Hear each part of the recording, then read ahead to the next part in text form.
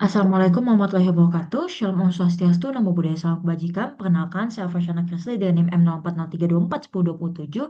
Di sini saya akan menjelaskan atau mempresentasikan UX Design IPUSNAS Apps dengan task autentikasi. Saya berasal dari kelompok 6 dengan paralel praktikum paralel 3. Oke, jadi pertama, seperti yang sudah saya jelaskan di awal tadi perkenalan, saya mengambil produk IPUSNAS dengan tasknya yaitu authentication. eh di mana mengapa saya mengambil Ipusnas? Ipusnas ini merupakan sebuah aplikasi yang menyediakan akses ke e-book yang dapat dimanfaatkan sebagai media belajar maupun hiburan. Sebagai anak perkuliahan, tentunya saya membutuhkan sumber-sumber untuk bisa saya mencari buku yang saya butuhkan dalam pengerjaan tugas saya. Maka dari itu, saya tahu atau menemukan aplikasi Pusnas ini. Dan untuk authentication, kenapa saya mengambil authentication, task authentication? Karena menurut saya, authentication flow itu merupakan entry point di mana pengguna itu bisa nih dia apa? Bisa menggunakan fitur utama dari suatu aplikasi, yaitu di mana membaca koleksi buku digital. Di mana kalau pengguna ngalamin kesulitan di tahap ini, maka mereka itu bakal berpotensi untuk gagal mencapai tujuan utamanya. Di sini saya juga udah eh, menampilkan yaitu existing task flow dari IPUSNA sendiri. Di sini kalau Bapak, Ibu, dan saudara-saudara sekalian bisa lihat, IPUSNAS memiliki halaman awal seperti di sini. Lalu kita bisa memilih untuk masuk ataupun daftar menggunakan email ataupun dengan Google. Lalu jika sudah, kita akan langsung masuk ke dashboard. Dan untuk halaman lupa sandi, kita akan bisa memilih di halaman login, lupa sandi. Lalu kita akan diarahkan ke suatu halaman, kita akan dimintakan email. Lalu kita submit emailnya, nanti kita akan dikirimkan email untuk mengkonfirmasi email. Lalu kita udah langsung bisa login ke aplikasinya. Nah, sebelum melakukan redesign, kita kenapa sih saya menyampaikan task flow existing yang udah ada ini di Pusnas? Soalnya menurut saya, sebelum kita nge-redesign, kita perlu tahu dulu alur autentikasinya ini gimana sih di aplikasi Pusnas ini. Kenapa tapi ini dilakuin? Soalnya di Human Centered Design menurut ISO 9241210, desainer itu harus paham dulu nih kondisi pengguna dan sistem yang sedang berjalan sebelum memberikan solusinya. Di mana seperti yang udah tadi saya jelasin di task flow existing ini ada tiga jalur utama, yaitu pendaftaran akun, login, sama lupa password. Dari observasi awal itu bisa dilihat kayak lumayan banyak langkah, terutama di proses pendaftaran sama verifikasi akunnya. Nah, itu kan tadi dari apa yang saya rasakan. Saya nggak bisa dong kalau cuman pakai perasaan saya sendiri. Jadi, saya mewawancarai beberapa teman yang bisa nih merupakan pengguna aplikasi dan bisa memberikan masukan kepada saya sebagai UI UX designer. Dan setelah saya melakukan wawancara dan observasi terhadap pengguna, mereka mereka menyampaikan nih seperti kalau bisa dilihat di notes yang kuning ini ada yang says, yang oranye ini thinks, yang hijau ini does, yang biru ini feels, dan yang pink ini needs. Nah, what they say about the products gitu kan. Dari hasil wawancara, saya bisa mengambil kesimpulan kalau mereka nih bingung kalau prosesnya gagal. Nggak yakin proses pendaftaran ataupun login mereka berhasil. Bingung nunggu email. Frustrasi saat loading lama. Dan frustrasi karena form pendaftarannya terlalu kompleks. Di mana temuan-temuan ini nunjukin bahwa sistemnya ini belum ngasih feedback yang cukup jelas kepada penggunanya. Nah, dari hasil wawancara ini, saya bikinlah customer journey map sama empathy map-nya. Saya petakan dari apa yang sudah teman-teman saya sampaikan kepada saya. Di sini bisa dilihat dari user pertama yaitu Haikal Bahren, di mana before-nya Kalau kita lihat di emotionnya dia netral, terus ada agak terganggu, biasa saja, agak kesal atau frustasi ringan, terus di akhirnya dia akhirnya lega. Di mana titik kegagalan terbesar dia, titik kegagalan terbesar menurut wawancara Haikal, ini tuh terjadi di critical momennya kan, kalau bisa dilihat di mana ketika si Haikal ini mengalami error sistem, mereka tuh sama sekali nggak bisa nekan layar atau ngelakuin login ke akunnya. Beban kognitif tertinggi itu ada di tahap during saat pengguna harus mengalokasikan kesabaran jika pengiriman email verifikasinya lambat. Dan titik emosi negatif tertinggi itu sekali lagi ada di critical momennya saat pengguna tiba-tiba terlog out dan mendapati kendala sistem bapuk atau tidak bisa masuk kembali. Empathy mapnya di sini bisa dilihat apa yang dia eh, dengar, apa yang dia lihat, apa yang dia lakukan dan katakan, apa yang dia rasakan dan pikirkan, lalu pain dari Epusnas ini menurut dia apa dan juga gainnya. Begitu juga dengan user kedua Ismail dan user ketiga yaitu Lukman Fadilah. Nah, dari custom customer journey map ini kita bisa dapetin nih slide sintesis temuan ini. Di mana setelah seluruh data dikumpulin, saya ngelakuin sintetis temuan ini. Tujuannya itu buat apa? Buat saya bisa ngelompokin semua masalah yang ada jadi kategori yang lebih jelas. Dimana kan masalah yang ditemuin itu ada mental model mismatch, cognitive load tinggi, ambiguitas label, navigasi membingungkan, ketidakjelasan feedback system, faktor emosional.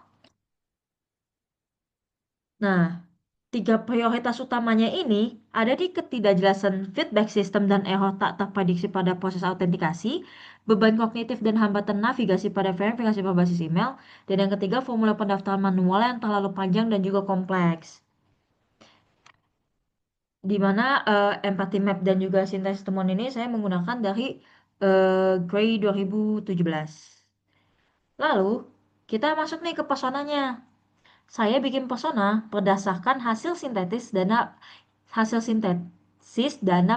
data pengguna yang tadi yang udah kita dapetin. Dimana saya mengambil name of persona ini Luna, perempuan 20 tahun, dia mahasiswa yang ingin menggunakan aplikasi Pusnas untuk membaca buku digital.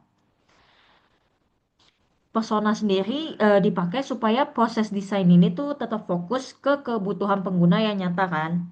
Dimana persona utama tujuan Luna kan sebenarnya di persona ini tujuan Luna itu sederhana kan, yaitu cuma supaya bisa masuk ke aplikasi dan langsung membaca bukunya. Tapi ia mengalami hambatan berupa proses pendaftaran yang panjang, verifikasi yang membingungkan, dan kurangnya feedback dari sistem, dari problems and pains-nya. Lalu, kita ada POV atau Point of View Template. Point of View, maaf. Nah, berdasarkan hasil persona tadi dan hasil penelitian, saya nyusun nih POV-nya. Kayak user nih siapa, butuh apa. Terus dia itu insight itu pengennya apa. Di sini saya dapat kalau user nih mahasiswa yang pakai aplikasi Ipusnas melalui smartphone untuk membaca buku digital. Apa yang dibutuhin? Masuk atau membuat akun dengan mudah agar dapat mengakses dan membaca koleksi buku digital di aplikasi. Insight-nya, pengguna ingin segera membaca buku yang tersedia di Ipusnas, sehingga proses masuk ke akun menjadi langkah penting yang harus dapat dilakukan dengan lancar. Ketika proses login atau pendaftaran transaksi tidak jelas, membutuhkan verifikasi tambahan, atau mengalami error, pengguna tuh jadi ragu. Ini sebenarnya prosesnya berhasil atau enggak sih? Atau dia harus ngulang lagi langkah yang sama sebelum akhirnya dapat akses aplikasinya ini. Nah, sebenarnya dari POV ini bisa kita simpulin kayak pengguna itu butuh proses masuk atau buat akun yang mudah dan jelas. Soalnya tujuan utamanya kan bukan di autentikasinya, tapi menggunakan aplikasinya. Lalu selanjutnya kita ada how might we question.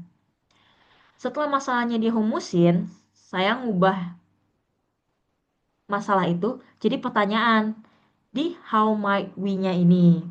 Teknik ini dipakai buat membuka peluang solusi tanpa langsung menentukan jawabannya. Di sini beberapa pertanyaan yang muncul itu yang ada dari to board, just right sama too narrow. Dan too broad ini kayak gimana sih informasi yang jelas, gimana cara memberikan informasi yang jelas kepada user. Apakah proses pendaftaran akun sudah berhasil? Kalau yang too narrow-nya gimana cara ngurangi keraguan user apakah proses login sudah berhasil?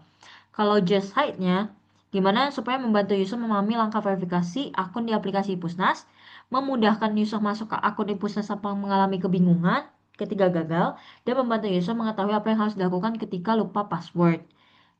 Dan outcome yang kita dapat ya gimana sih memudahkan user masuk ke akun di Pusnas tanpa mengalami kebingungan ketika login gagal. Nah, lalu dari situ kita masuk ke desain opportunity-nya nih. Seperti yang tadi udah dijelasin di wawancara, pain point yang didapat ini ada tiga menurut saya. Yang pertama itu ada bingung menunggu email, yang kedua ada form pendaftaran terlalu panjang, dan yang ketiga itu tidak yakin berhasil login atau mendaftar. User insight-nya apa sih? User insight-nya yang pertama pengguna tidak mengetahui emailnya udah dikirim atau belum dan kemana email info konfirmasi itu dikirim. Terus yang kedua itu pengguna harus ngisi banyak pertanyaan yang dinilai tidak relevan untuk bisa mendaftar ke aplikasi Pusnas. Dan yang terakhir pengguna itu nggak tahu nih proses autentikasinya berhasil atau enggak dan apa yang harus mereka lakuin lagi kalau misalnya gagal. Desain opportunity dari saya, yang pertama memberikan feedback verifikasi, yang kedua menyederhanakan pertanyaan pada saat proses pendaftaran, dan yang ketiga memberikan status dan feedback atau halaman bantuan bagi user. Dengan sumbernya yaitu Visibility of System Status, Jacob Nielsen 1994. Nah, lalu di sini kita ada ideation, di mana pada tahap ideation ini saya pakai metode analogis and benchmarking. Metode ini dipilih karena memungkinkan saya belajar dari aplikasi lain yang punya proses autentikasi yang lebih baik. Contohnya kayak Google Account atau Instagram kan. Nah, proses proses ideation ini menghasilkan dua ide utama sebenarnya. Yang pertama itu menyederhanakan form registrasi, dan yang kedua memberikan feedback yang jelas. Ide-ide tersebut kemudian dievaluasi lagi berdasarkan penyesuaian dengan problem statement dan UX goal dari kami. Di sini kita menemukan kayak hambatan utama itu harus segera diselesaikan. Yang harus segera diselesaikan itu proses login yang gak jelas dan verifikasi tambahan yang berbelit-belit. Dengan memberikan sistem feedback yang baik dan mengurangi error, pengguna tidak akan lagi merasa ragu atau terpaksa mengulang langkah yang sama, sehingga mereka bisa masuk dengan lancar untuk segera membaca koleksi buku digital. Habis dari situ, kita langsung masuk ke workflow-nya nih. Nah, tadi kan udah sempat lihat kan di awal task flow dari existing task flow dari Ipusnas ini gimana. Nah, setelah adanya begitu banyak kayak masukan dari rekan saya yang diwawancara, saya bikinlah workflow nih. Ya mungkin setelah tadi wawancara terus ketemu masalahnya terus saya coba jadi masalah itu jadi pertanyaan dan pertanyaan itu saya coba aplikasiin kayak user nih butuh apa sih. Nah, saya jadikan dia jadi workflow di mana sebelumnya dia form itu kan panjang terus semua data diisi sekaligus sama ada feedback minim kan. Nah, di prototype saya form itu lebih terstruktur, informasi penting diprioritasin, feedback sukses atau gagal lebih jelas, dan progresnya lebih mudah dipahami. Lalu di existing sebelumnya juga ada nunggu email, nggak ada kepastiannya. Terus nggak tahu nih emailnya udah kekirim atau belum. Di prototype kami, di prototype saya, konfirmasi email itu ada konfirmasi email berhasil dikirim, status prosesnya juga jelas, terus petunjuk langkah berikutnya tersedia. Nah, lalu di sebelumnya status login itu juga kurang jelas kan. Nah, di prototype saya, error message itu sekarang lebih informatif. Di mana sumber saya itu dari Cognitive Load Theory Wallace 1988, Recognition Rate Rather than Recall Nielsen 1994, dan Visibility of System Status Nielsen 1994. Nah, di sini ada desain sistem. Dalam proses perancangan juga kita pakai di apa kita pakai desain sistem supaya antarmuka ini tetap konsisten dengan aplikasi Pusnas. Di sini prinsip UX yang diterapin itu ada beberapa yaitu visibility of system status, feedback, consistency, visual hierarchy, affordance, sama accessibility. Di mana implementasi pada redesign itu kalau ininya sesuai prinsipnya itu status verifikasi email ditampilkan secara jelas, Pengguna dapat konfirmasi hasil daftar atau login, komponen form dan tombol konsisten, tombol utama lebih menonjol sehingga mudah ditemukan, icon dan tombol mudah dipahami sesuai fungsinya, serta kontras warna dan ikon tombol memudahkan interaksi pengguna.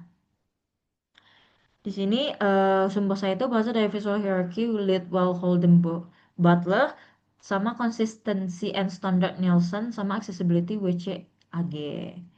Nah, ini sekarang ada hi-fi-nya di mana kan tadi saya udah bikin workflow nih.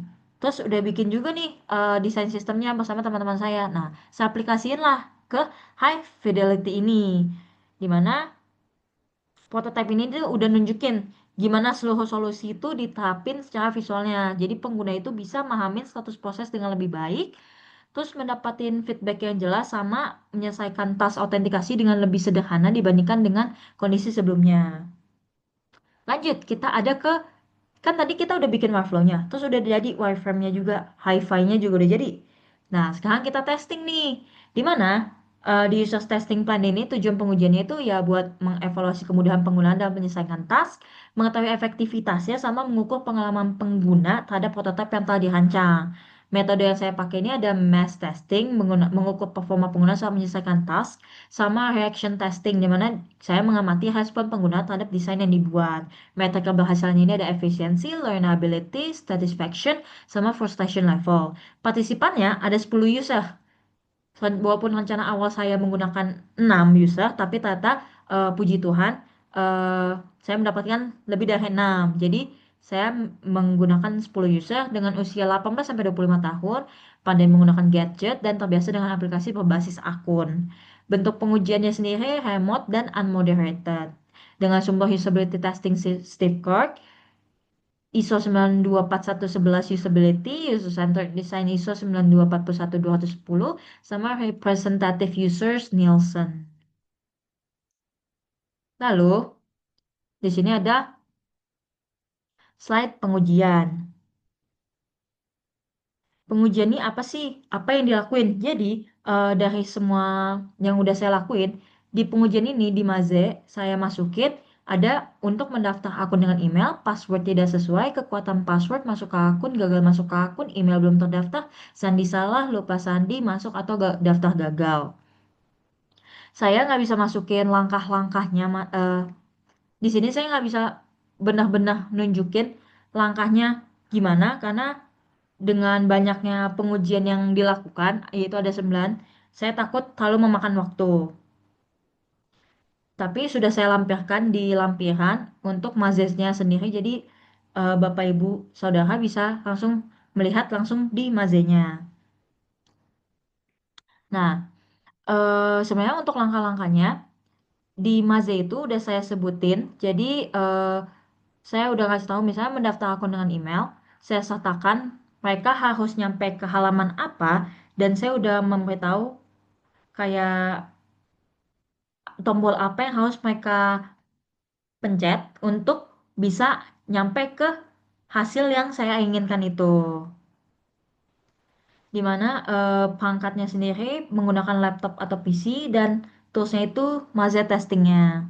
Sebelum redesign, kan tadi user itu bingung saat verifikasi, form terlalu kompleks, loading tidak jelas, dan error tidak yang tidak informatif kan. Nah, yang saya harapin setelah saya redesign, ini yang pertama lebih mudah memahami langkah berikutnya, terus mendapat feedback yang jelas, lebih yakin terhadap status proses, sama dapat menyelesaikan task dengan lebih nyaman. Dimana semuanya itu usability testing Steve Kirk sama ISO 924111 usability. Nah, di sini mohon maaf, di sini ada hasil pengujiannya. Oh ya, terkait skenario pengujian, waktunya itu kurang lebih sekitar 10 menit untuk satu orang. Tempatnya di rumah masing-masing. Tata laksananya seperti yang sudah tadi saya bicarakan. Tata laksananya mereka bebas mau kapan aja. Yang penting mereka berada di ruangan yang tenang dan tidak terganggu.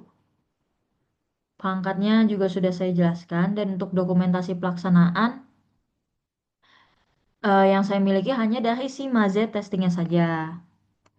Hasil user testing, nah ini hasil pengujiannya di mana sebenarnya dari yang bisa dilihat, ini rangkumannya pengalaman user pakai fitur yang udah saya redesign sama overall kejelasan fitur menurut user sebenarnya sudah cukup baik. Secara garis besar percobaan atas fitur yang telah redesign itu dapat respon positif dari user yang mencobanya.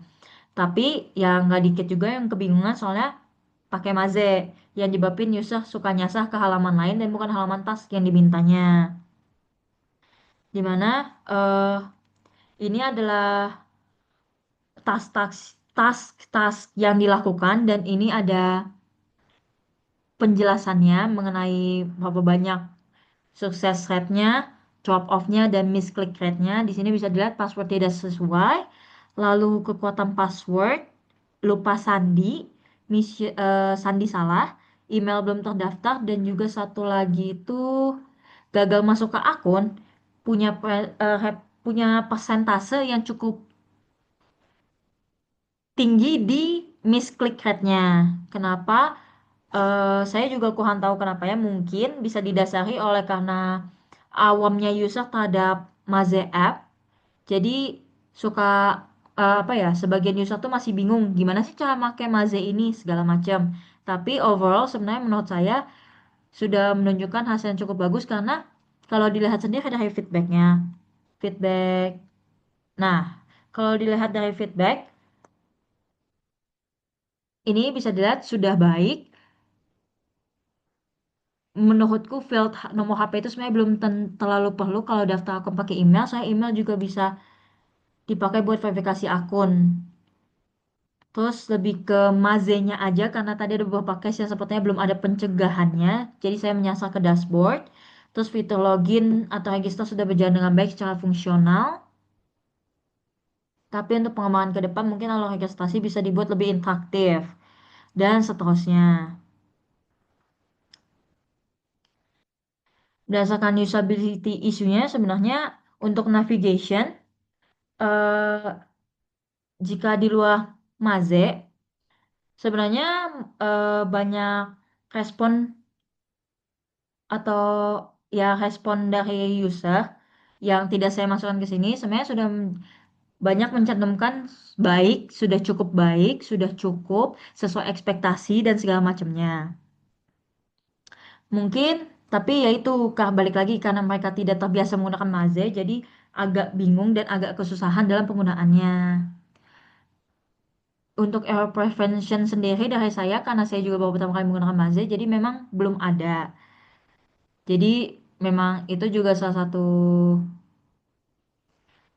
kekurangan dari menurut saya kekurangan saya karena tidak memasukkan pencegahan supaya mereka tuh nggak nyasar ke dashboard yang lain. Dan kurangnya saya pemahaman akan si Maze ini. Untuk severity ratingnya sendiri, eh, temuannya ini pengguna menganggap si field nomor HP ini belum diperlukan saat registrasi. Severity-nya itu minor, kategorinya information arsitekturnya. Terus pengguna masih perlu ngebaca ulang beberapa instruksi. Kategori ini findability, ini severity-nya minor. Sebagian pengguna gagal memahami pesan email belum terdaftar. Eh, kategorinya ini feedback, dia severity-nya moderate. Sebagian pengguna gagal memahami pesan password tidak sesuai. Kategori ini feedback atau error prevention. Severity-nya ini moderate. Form registrasi dianggap masih cukup panjang oleh beberapa pengguna. Ini tuh kategori information architecture. Severity-nya itu moderate. Dan pengguna gagal menyelesaikan task utama login atau registrasi dengan kategori navigation atau critical path. Dan severity-nya critical. Nah, terus kita lanjut ke refleksi dan kesimpulan. Jadi dari semua yang udah didapat nih, apa sih sebenarnya dari udah kita bikin, kita testing, refleksinya apa sih yang saya dapat? Sebenarnya problem utama sebagian besar itu berhasil ditangani. Ada juga UX goals yang tercapai yaitu learnability, satisfaction, frustration level. Dimana itu menurut user tuh sudah puas dengan dari ketiga aspek ini. Buat Refleksinya selanjutnya mungkin di iterasi prototipenya dan juga pengujian dengan partisipan lebih banyak. Di mana dari project ini saya bisa ambil kesimpulan dan saya bisa ambil pelajaran yaitu di mana pengalaman user itu lebih bagus dibanding desain. Jadi kalaupun desain kita kayak wah banget, tapi kalau si usernya kayak pas make ini ngerasa kayak ini aplikasi apa sih, ini web apa sih, kok jelek banget, apa sih, kok bingung makanya itu artinya aplikasi ini kita ini masih jelek dan kayak ya gak peduli sebagus apapun desainnya, pengalaman user itu lebih penting. Bukan berarti desain tidak penting, tapi desain dan pengalaman itu harus berjalan beriringan. Jadi pengalamannya harus bagus dan desainnya juga harus bagus. Dimana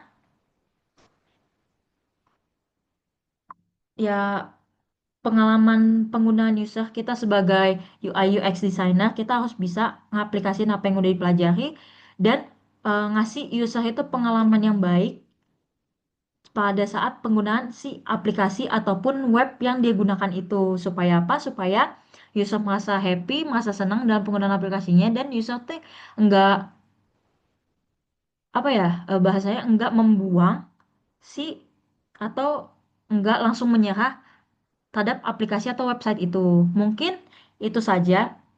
Nah, ini untuk lampirannya, kumpulan LKP-nya, prototipenya, Figma-nya, dan juga Maze result-nya. Mungkin itu saja presentasi dari saya. Saya tahu presentasi saya masih banyak kekurangannya, masih banyak kesalahan katanya. Saya mohon maaf atas itu. Mungkin sekian dari saya. Sekian dan terima kasih.